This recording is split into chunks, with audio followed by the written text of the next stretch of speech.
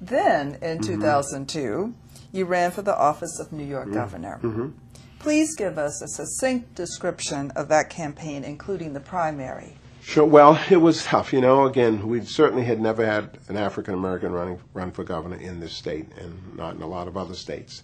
And since I'd already won the statewide office as comptroller, I thought it was my time to do that. And I had a lot of support. I was very encouraged by people around the state, all parts of the state, who I'd worked with while I was comptroller, who said, you should run. And, you know, I won't say I was drafted, but, you know, the support was there.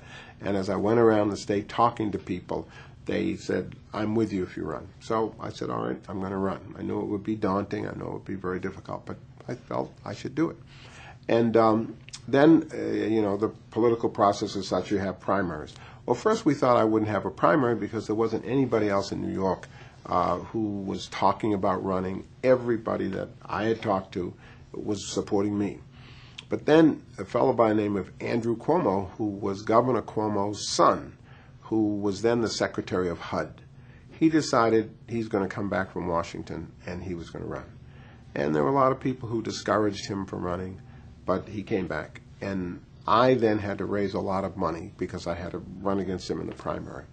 And we raised the money, and when we got down to the very end of the primary session, it was clear that I still had the overwhelming support. And in fact, my support was so overwhelming, he pulled out of the race in the last week.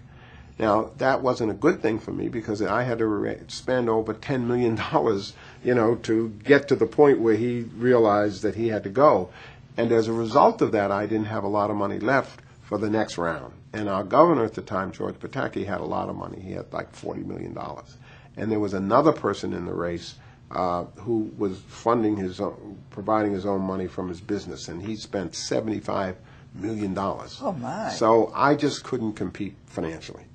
Raising money is really tough, and there's a lesson to be learned from that. And the lesson is that money is really too important to the political process, that it's all about money. If you've got a lot of money or you raise a lot of money, you can be successful. If you don't have a lot of your own money and you can't raise money, then you're not successful. And I think that excludes a lot of people from the process. So I was just outspent by the governor. And the other fellow who spent $75 million of his own money took away a lot of votes that I would have had. And so we lost.